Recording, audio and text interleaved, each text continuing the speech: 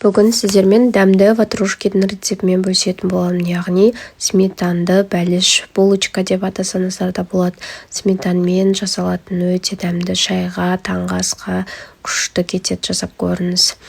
Ол үшін бізге ыстығырақ сүт керек. Сүтімізді ысытып аламыз. Одан кейін қантымызды салып, жақсылап араластырып, бір жұмыртқамызды салып араластырып алғаннан кейін ашытқымызды салып, бетін кішкене жауып қоямыз, араластырып алып.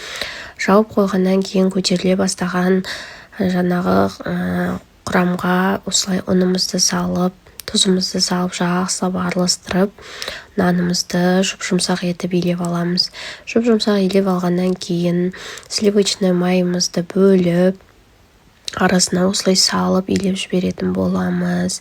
Кішкене басында осындай қолға жабысып ыңғайсыздық келтіреді, бірақ дегенмен де жұмсақ күшті қамыр болып шығады.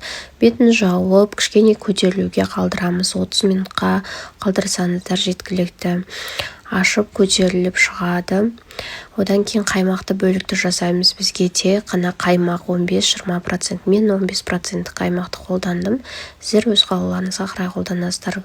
Кукурузный крахмал екеуін жақсылап араластырасыздар. Ванилинді дәм болса қоссаңыздар болады, қоспасаңыздар мен қосқан. Осылай көтеріліп шыққан қамырымызды бөлшектерге бөліп, дөңгелек етіп жасап аламыз. Міне көрсеткенінде осылай болып шығады. Оны енді қалыпқа салып, духовканың қалпына пергамент қағазын төсей отырып, осылай орналастырамыз. Бетін пищевая пленкамен жауып қойдым. Тағы да жұмсап көтерілетін болады. Жарты сағатқа қалдыратын боламыз. Жарты сағаттан көтеріліп әдем болып шықты. Мен стаканның астымен осылай басып шықтым. Сіздер арнайы ыдыстармен жасасаңыздар болады, өздеріңізге ыңғайлы заттарды қолданыңыздар. Одан кейін жұмыртқаның сарысын алып, пилкамен осылай тесіп алғаннан кейін жұмыртқаның сарысын алып, жағып шықтым. Жағып дайындап алғаннан кейін пешімді 180 градусқа қойып қыздырып алдым алдын ала.